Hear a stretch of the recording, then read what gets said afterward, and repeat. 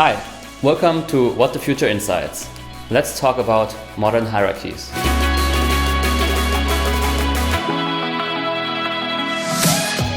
Despite having inefficient and ineffective hierarchies nowadays, the corporate sector still won't renounce them. Here's why they are ineffective. In the past, hierarchical structures were said to be the most effective way to run a company.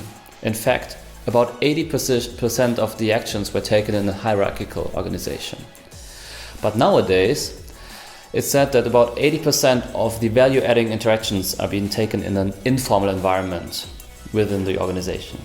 So in other words, what I'm trying to say is that the strongest is not always the smartest. The highest one in the hierarchy doesn't always take the best decisions, and the most pretentious job is not always implemented.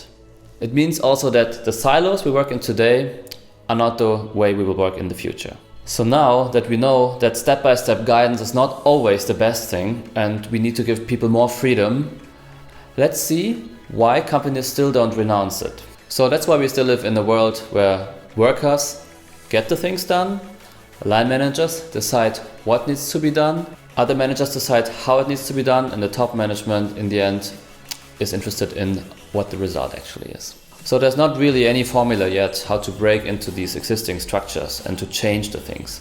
But I still would like to give you some examples I found how companies are trying to achieve something towards the better. Number 2, tools and technology. Working in informal networks only works in small groups. But how can it work for big companies? The answer is that we need technology, very powerful technology, like we know it from our social life. When we surf on the internet, for example on Facebook and on other networks, we interact, and technology is the medium that connects it. So these are just 2 reasons that I see why the old hierarchical structures are still being applied and not renounced. I'm sure there are many, many more. However, I was looking for some example companies that at least run a bit of a different system, and I would like to share this with you. First example is a company called Perkins Coie. At Perkins Coie, which is one of the highest grossing law firms, decisions are made by consensus.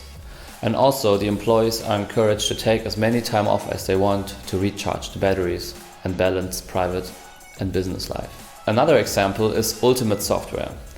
They are very proud that they only have 4% attrition rate. And also, what makes them very special is that they actually pay their employees up to 16 hours per year to spend on voluntary work, and they also reimburse for education tuition.